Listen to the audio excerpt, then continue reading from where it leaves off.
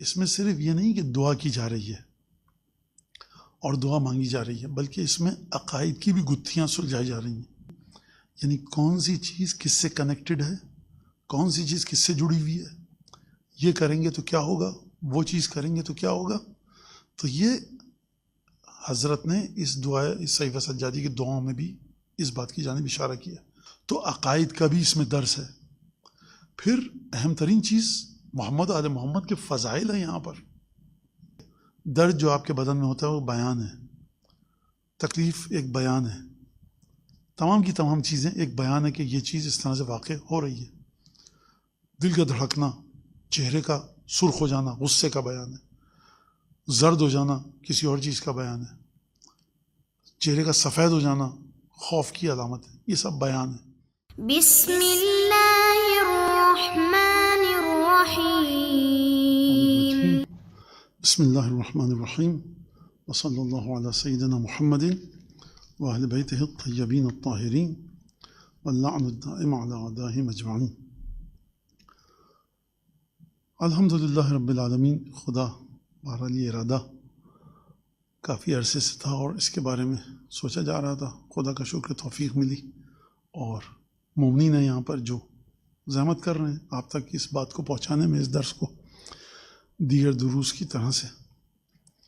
تو صحیفہ سجادیہ کا آج یہ انشاءاللہ تعالیٰ کی پروردگار عالم توفیق دے، خود بحق صاحب صحیفہ سجادیہ و بحق آباء صاحب صحیفہ سجادیہ و بحق ابناء صاحب صحیفہ سجادیہ اور حضرت حجت بن الحسن سلام اللہ علیہ عجل اللہ تعالیٰ فرجہ الشریف کے صدقے میں کہ جناب سیدہ کے سلام اللہ علیہ کی لطف کرم کے صدقے میں کہ ہم اس کو حق تو خیر کیا ادا ہو سکے گا، لیکن بہرحال ایک مانوسیت پیدا ہوگی، انسیت پیدا ہوگی. ایک تو چیز یہ. دوسری بات یہ جو درس ہے یہ اس بات کا مصداق ہے کہ کلمات اہل بیت، فرامین اہل بیت، ارشادات اہل بیت کو پہنچایا جائے، اس کے بارے میں گفتگو کی جائے. اور انشاءاللہ کہ ہم لوگ سب جو یہاں پر شامل ہیں، میں تو آپ کے سامنے بیٹھا ہوں تو بقیہ جو ہیں لوگ ان کو بھی خدا اجر دے کے رحم اللہ و نحی امرنا کہ علوم اہل بیت کو سکھانے میں یہ چیز معاون و مددگار ثابت ہو. ظاہر سی بات ہے کہ یہ درس حوزہ علمیہ میں نہیں ہو رہا جو میں یہاں پر آپ کی خدمت میں رہوں گا انشاءاللہ، دیکھیں کب تک. تو جب تک خدا کی توفیق شامل حال ہے، اس میں یہ ہے کہ نجف قم کا درس نہیں ہے یہ. تو ہم اس میں کوشش کریں گے کہ خود جس طرح سے صاحب صحیفہ سجادیہ نے سلام اللہ علیہ،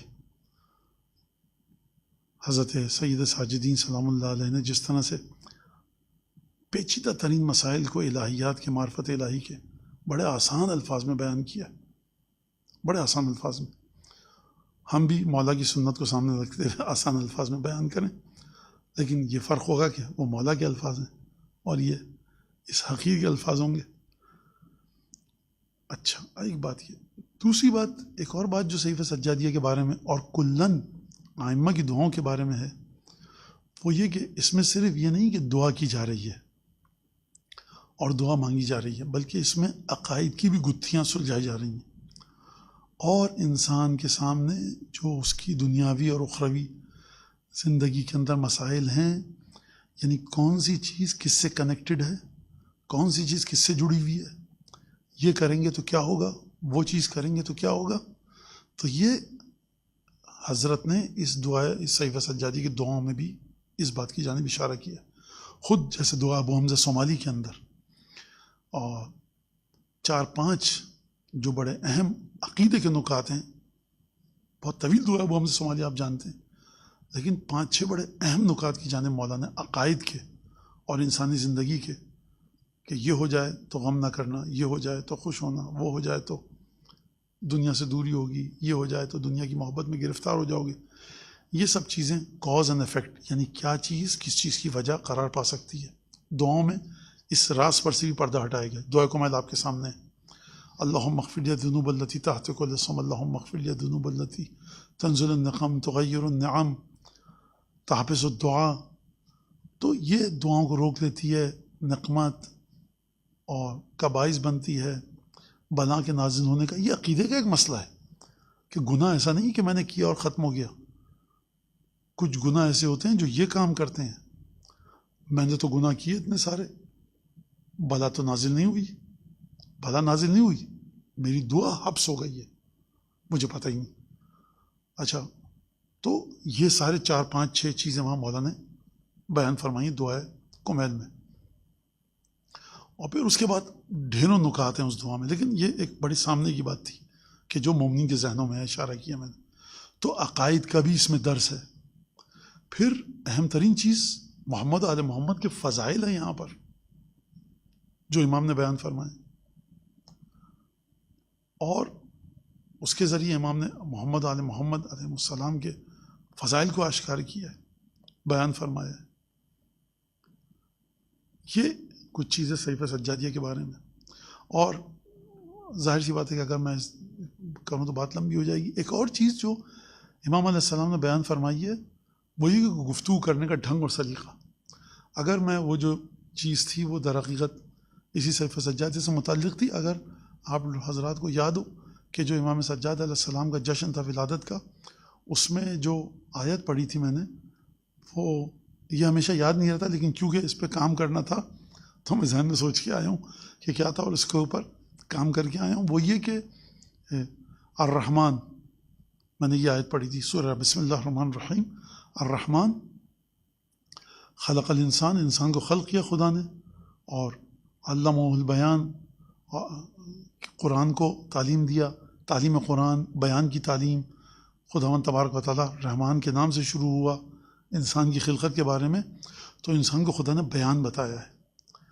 یہ بیان بہت بڑی نعمت ہے, میں نے وہاں پر گفتگو کی, اور یہ بیان عظیم ترین نعمت ہے. وہاں پر میں نے آپ کی خدمت میں بیان کیا تھا کہ کائنات کو اگر آپ دیکھیں تو کائنات مجموعہ ہے بیانات کا. پتے زرد ہونا شروع ہو گئے آپ کے شہر کے سارے, آپ سمجھ لیں گے کہ خزاں آنے والی ہے, پتجھڑ کا موسم آ رہا ہے. آپ نے دیکھا کہ پتے گر چکے ہیں, آہستہ آہستہ سبز پتے آ رہے ہیں, تو آپ سمجھ گئے کہ یہ بہار آ رہی ہے. تو یہ بیان ہے ایک طرح کا. ہر چیز جو علامت ہے وہ ایک طرح کا اپنے وسیع تر معنوں میں ایک بیان ہے. میں نے وہاں پر کہا تھا کہ درد جو آپ کے بدن میں ہوتا ہے وہ بیان ہے, تکلیف ایک بیان ہے, تمام کی تمام چیزیں ایک بیان ہے کہ یہ چیز اس طرح سے واقع ہو رہی ہے. دل کا دھڑکنا, چہرے کا سرخ ہو جانا غصے کا بیان ہے, زرد ہو جانا کسی اور چیز کا بیان ہے, چہرے کا سفید ہو جانا خوف کی علامت ہے. یہ سب بیان ہے. ڈاکٹر حکیم نبض دیکھتا ہے, یہ بیان کر رہا ہے. اب وہ بلڈ پریشر کے ذریعے آلے آ گئے. تو یہ جو بیان ہے سب سے اہم ترین چیز یہ کہ خدا سے کس طرح سے ہم مخاطب ہوتے ہیں. بقول علماء نے جیسا کہ فرمایا ہے کہ یہ قرآن زمین سے آسمان پر آیا, آسمان سے زمین پر آیا, وہ قرآن نازل ہے. ایک ہے قرآن صاعد, وہ رب کی گفتگو تھی اپنے بندوں کے لیے, اور یہ بندوں کی گفتگو ہے رب کے ساتھ جو کہ قرآن صاعد ہے, جو اوپر جا رہا ہے. وہ قرآن صاعد کیا ہے؟ انہوں نے فرمایا یہ صحیفہ سجادیہ اور ائمہ کی دعائیں ہیں. ایک تو چیز یہ. دوسری چیز, اس کو زبور آل محمد بھی کہا گیا ہے. زبور جو حضرت داؤد کی کتاب تھی, جناب داؤد علیہ السلام پر نازل ہوئی, اس کی خصوصیت یہ تھی کہ اس میں دعائیں تھیں, مناجات تھی. اس کی خصوصیت کیا ہے؟ وہ زبور جناب داؤد تھی, یہ زبور آل محمد ہے. تو جو فرق جناب داؤد کا رسول خدا کے ساتھ ہے وہی صحیفہ سجادیہ کا زبور جناب داؤد کے ساتھ ہے. اچھا, اب یہاں پر یہ جو ہم نے کہا کہ عظیم ترین نعمت یہ ہے کہ بیان کیا جائے چیزوں کو, خدا نے بیان کی طاقت دی ہے, تو اس کا صحیفہ سجادیہ سے کیا تعلق ہے؟ اس کا صحیفہ سجادیہ سے یہ تعلق ہے کہ آپ دعا کرنے بیٹھے ہیں. کیسے آپ دعا کریں گے, کس طرح سے مانگیں گے؟ دیکھیے یہ بات بھی واضح ہے. ہم یہاں پر یہ ثابت نہیں کریں کہ دعا مانگنا واجب ہے, دعا مانگنا مستحب ہے, دعا سے کیا کیا ہو سکتا ہے. یہ بیچ میں درمیان میں گفتگو آئے گی, لیکن یہ واضح ہے کہ سننے والے اس بات کو مانتے ہیں کہ دعا کی اپنی کیا اہمیت ہے. تو آپ کا علم اتنا ہونا چاہیے ایسا کہ آپ جس سے گفتگو کر رہے ہیں اس کی شان کے مطابق دعا کریں, اور علم ایسا ہونا چاہیے کہ جب تاریخ کے دھارے پر آپ کی دعائیں بہتی ہوئی 61 سے 95 ہجری کے درمیان جو اس ذات والا صفات ذات معصوم نے جو دعائیں پیش کی ہیں، جب وہ تاریخ کے دھارے پر بہتی ہوئی آئیں تو یہ نہ ہو کہ یہ علم بوسیدگی کا شکار ہو جائے، تازگی باقی رہے، جس طرح سے قرآن کے اندر تازگی باقی ہے۔ ایک تو چیز یہ فصاحت کو چھوڑ دیجئے آپ، ابھی صحیفہ سجادیہ کی بلاغت کو چھوڑ دیجئے آپ، لیکن یہ ایک چیز ہے کہ جو صحیفہ سجادیہ کے اندر ہے۔ پھر بندگی کے مقام کو بیان کیا جانا چاہیے، ربوبیت کے مقام کو، یہ تمام کی تمام چیزیں صحیفہ سجادیہ کے اندر مولانا بیان فرمائی ہیں۔ 50 سے زیادہ دعائیں ہیں، اور یہ جو صحیفہ سجادیہ ہے اس کے اندر مختلف دعائیں جو ہیں اس کے اندر آئے گا کہ زندگی کے مختلف، آپ کی زندگی میں داخل ہونے والی مختلف شخصیات اور آپ کی زندگی میں واقع ہونے والے مختلف واقعات، ان دو کا خلاصہ ہے جو ہم ہر موقع پہ بیان کریں گے انشاءاللہ آگے بڑھ کر کہ امام نے اس موقع پر دعائیں کی۔ اگلا مرحلہ یہ ہے کہ امام نے یہ جو دعائیں بیان فرمائی ہیں یہ کیا ہوا اچانک کہ صرف جناب سید ساجدین کی دعائیں اتنی کثرت کے ساتھ معروف اور مشہور ہیں؟ اچھا یہ میں آپ کو بتا دوں کہ صحیفہ سجادیہ ایک لحاظ سے فوقیت رکھتی ہے نہج البلاغہ پر، کیونکہ نہج البلاغہ کی بعض کلمات قصار ہیں جن کے بارے میں علماء میں اختلاف ہے کہ جناب امیر کے ہیں کہ نہیں ہیں، یا اس میں سے حذف ہو چکی ہیں کچھ چیزیں۔ صحیفہ سجادی کے بارے میں یہ چیز نہیں ہے۔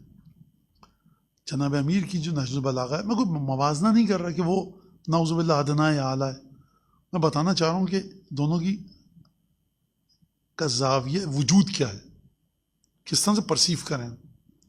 نہج البلاغہ میں تاریخ بھی ہے، دعائیں بھی ہیں، نہج البلاغہ میں گزشتہ امتوں کے بارے میں، نہج البلاغہ میں پیشن گوئیاں ہیں، ہلاکو خان نے جو بغداد پہ حملہ کیا یہ موجود ہے کتابوں میں، امیر مومن کے کلمات میں، نفسیاتی مسائل ہیں، خطوط لکھے ہیں، سیاسی حالات جو جناب امین نے جس طرح سے ڈیل کیا اس کو، اب اس کے اندر کوئی دعا مناجات تو نہیں کہہ سکتے آپ، نصیحتیں اس کے اندر، زندگی گزارنے کا طریقہ ہے۔ یہ کیا ہے؟ یہ خدا کے ساتھ آپ کا رابطہ کیسا ہونا چاہیے، اور اس رابطے کو برقرار کرتے ہوئے، اس رابطے کو ایجاد کرتے ہوئے جو آپ کا رویہ اور روح میں تصور اور خیال ہونا چاہیے وہ کیا ہو، یہ بڑا اہم ہے۔ اور مسلسل امام اس دنیا میں دعا مانگ رہے ہیں، لیکن امام کی نگاہ ہے آخرت کی طرف کہ دیکھو تمام یہ دنیا اس کے لیے ہے، اس آخرت کے لیے، لہٰذا یہاں سے اگر کوئی چیز کمی و زیادتی ہو رہی ہے تو دیکھو کہ یہ کمی و زیادتی آخرت میں بھی اسی طرح سے کمی و زیادتی ہو رہی ہے کہ نہیں ہو رہی، اس کو انجام دو کہ آخرت میں تمہاری ایک زیادتی ہو رہی ہے، زیادتی اردو والی نہیں، زیادتی یعنی اچھائی والی زیادتی، بڑھوتی مل رہی ہے آپ کو، ایک کثرت مل رہی ہے، تو یہ اچھی چیز ہے۔ دنیا میں ایک کام کر رہے ہو، آخرت میں عذاب میں کمی ہو رہی ہے، اچھی چیز ہے، لیکن اگر ڈائریکٹلی پروپورشنل نہیں ہو رہا ہے، انورسلی ہو رہا ہے، یہ زیادہ کرو گے آخرت کے ثواب میں کمی آ جائے گی، یہ کام مت کرو۔ تو یہ تمام کی تمام چیزیں تعلیم دی ہیں امام نے۔ اب کس طرح سے یہ صرف امام سجاد علیہ السلام نے کیوں دعاؤں کے ذریعے گفتگو فرمائی، یا دعائیں اتنی زیادہ کیوں ہیں؟ نہیں، رسالت مآب کی دعائیں بھی ہیں، کم ہیں، قلیل ہیں، اور جناب سیدہ کی دعائیں بھی ہیں لیکن وہ قلیل ہیں، کم ہیں۔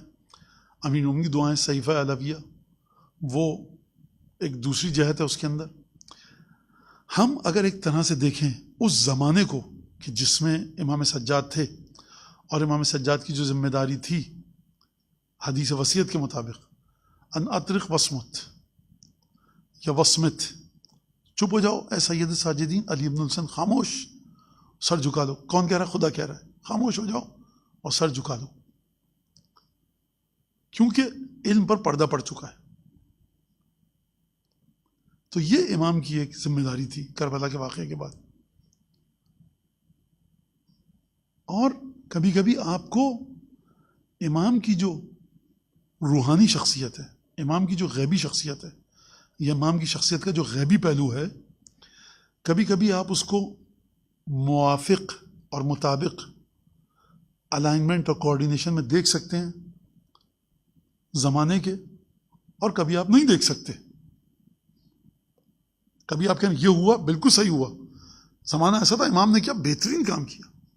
کبھی کبھی آپ کہیں امام نے یہ کام کیا، زمانہ اس کے موافق نہیں تھا. تو جو غیر مسلم مورخ ہے وہ کہتا ہے یہ کیا غلطی کر دی فلاں امام نے تمہارے، وہ کہتا ہے، ہم نہیں کہتے. آج بیٹھے ہو تخت پر، جم جاؤ، پھر خط لکھنا کہ گورنری سے ہٹ گئے آپ فوراً کوفے تشریف لے آئیے، مدینے غلطی کر رہے ہو اے علی. کہا کہ نہیں، ایک خط لکھا فوراً، چھوڑو واپس آؤ. تو زمانہ موافق نہیں تھا، اس کے کانسیکوینسز دیکھے مولا نے. بھاری ترین کائنات کی قیمت ادا کی ہے، بھاری ترین. آپ کہیں اتنی سی بات کے لیے یہ ہو گیا، تو آپ اتنی بھاری قیمت، کائنات پوری ایک طرف، عالم غیب و شہود ایک طرف، وہ قیمت ایک طرف، وہ جناب امیر نے ادا کی. اور زمانہ اس کا موافق نہیں تھا. آپ جناب امیر کے اس کام کو دیکھتے ہوئے غیر مسلم مورخ کہہ رہا ہے یا جو نہیں جانتا یہ صحیح کام نہیں تھا، نعوذ باللہ. لیکن بہرحال وہ ایک سلسلہ تھا، اور گہری نظر سے دیکھیں تو نتیجہ دوسرا نکلتا ہے. کبھی کبھی آپ نہیں دیکھ سکتے الائنمنٹ میں.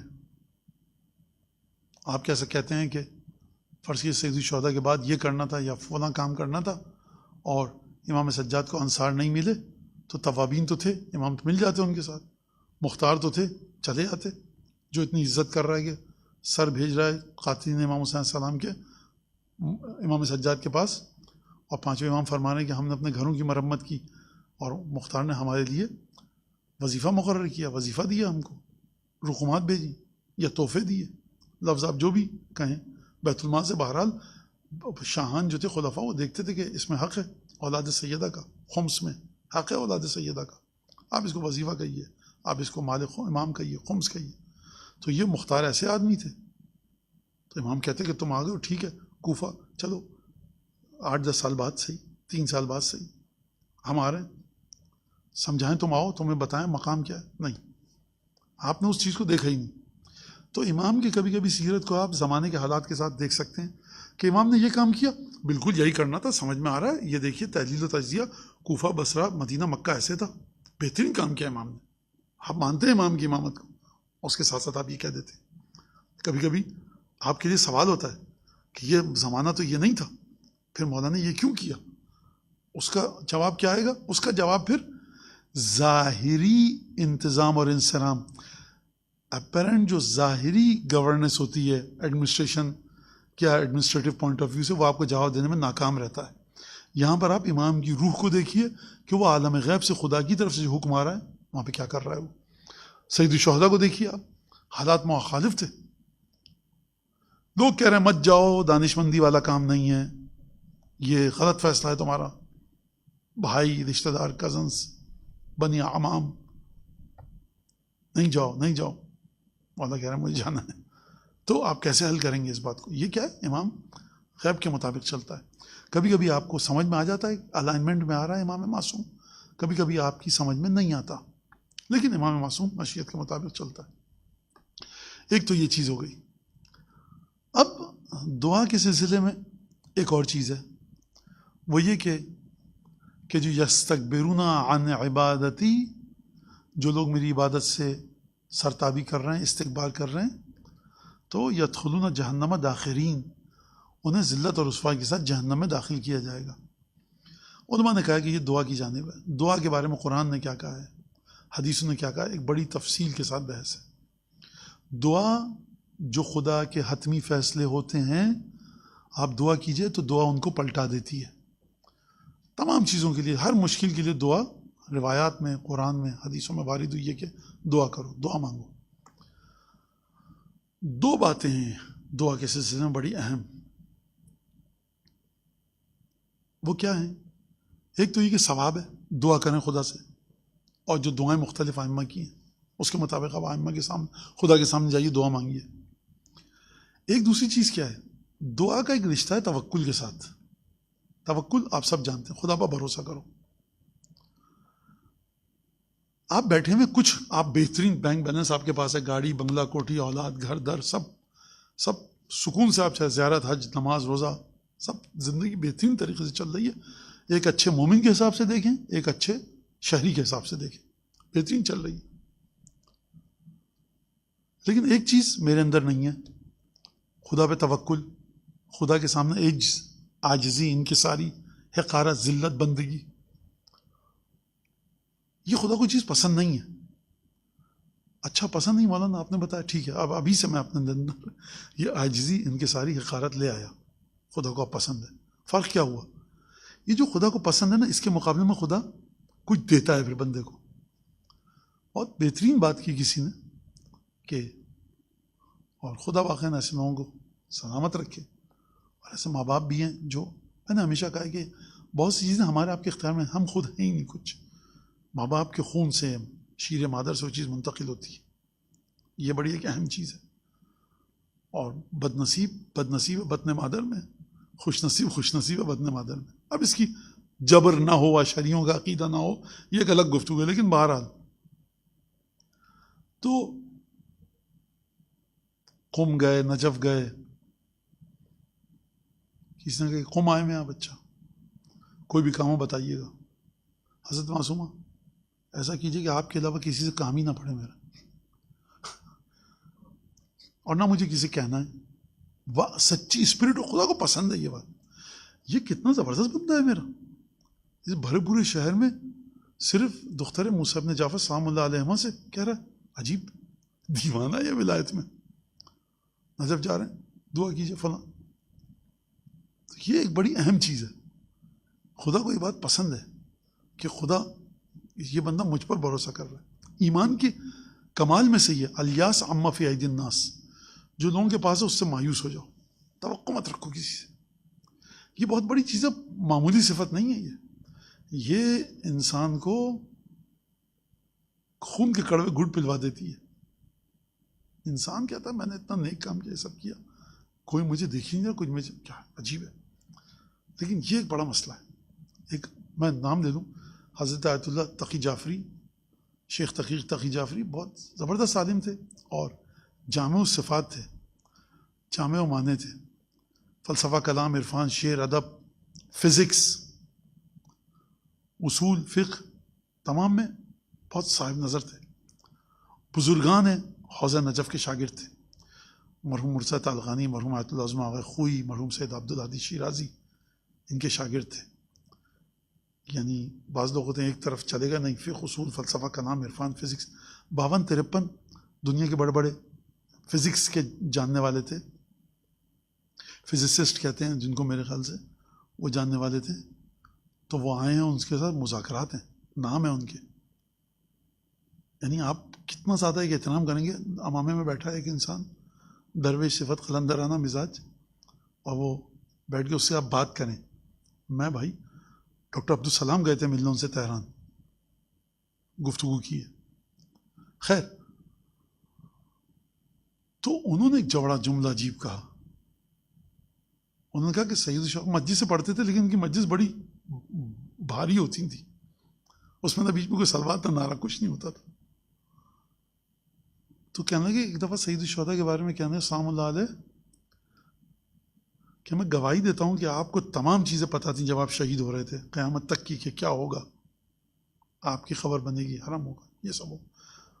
4 کروڑ لوگ، 5 کروڑ لوگ، کیا مطلب آئیں گے، کبھی سونا پڑا ہوگا حرم، کبھی ایک بہتات ہوگی، کبھی مشی، یہ وہ سب پتہ تھا آپ کو.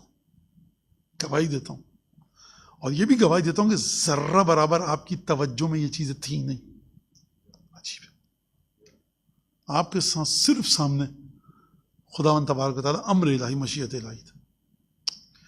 یہ عجیب جملہ تھا، اور یہ میرے خیال سے کہ عجیب ہے جملہ. تو یہ قبلہ کا جملہ تھا، خدا مغفرت فرمائے، ان کی درجات بلند فرمائے. عجیب جملہ تھا. تو یہ دعا جو ہے نا، یہ کیفیت توکل کا اظہار، پروردگار میرا تیرے ساتھ معاملہ ہے. اور بڑی عجیب چیز ہے یہ، اور دعا کی فضیلت کے بارے میں تمام چیزیں. بہرحال اب یہ ظاہر سی بات ہے کہ یہ ایک چیز ہے. اچھا، ایک اور چیز صحیفہ سجادیہ کے بارے میں، وہ یہ کہ ہم یہ بتائیں کہ کس زمانے سے کس زمانے تک یہ دعائیں پڑھی گئی ہوں گی. ممکنہ طور پر 61 ہجری سے لے کر 40 کے بعد 61 ہجری کے 95 ہجری تک، اس دوران پڑھی گئی ہیں دعائیں. وجہ کیا ہے صلوات اللہ وسلام علیہ؟ وجہ کیا ہے؟ اب یہ وہ چیز ہے جو ہم اپنے ذہن کے مطابق بیان کر رہے ہیں، وہ چیزیں جو ہم اپنے ذہن کے مطابق بیان کر رہے ہیں. یہ نزدیک دور ہے تو اس آواز پہ تو فرق نہیں پڑے گا، ٹھیک ہے.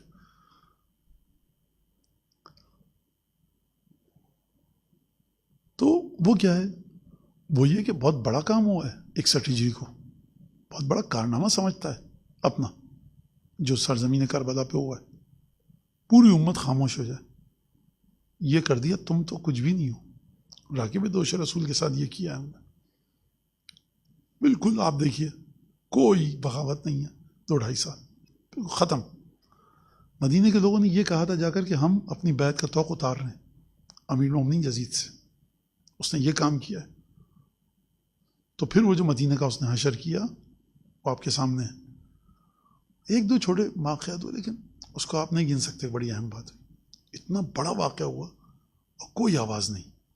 لوگوں نے کہا بھائی یہ مطلب یہ کر لیا ہے جب تو پھر کیا کرے گا یہ، اور دھاگ بیٹھ چکی تھی.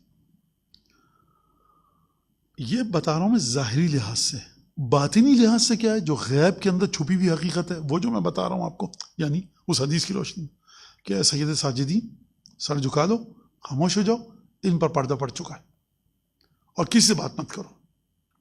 یہ غیبی چیز ہے اور یہ دنیاوی سیاست اور دنیاوی حالات کے تحت یہ تھا. تو اب امام کس طرح سے گفتگو کریں؟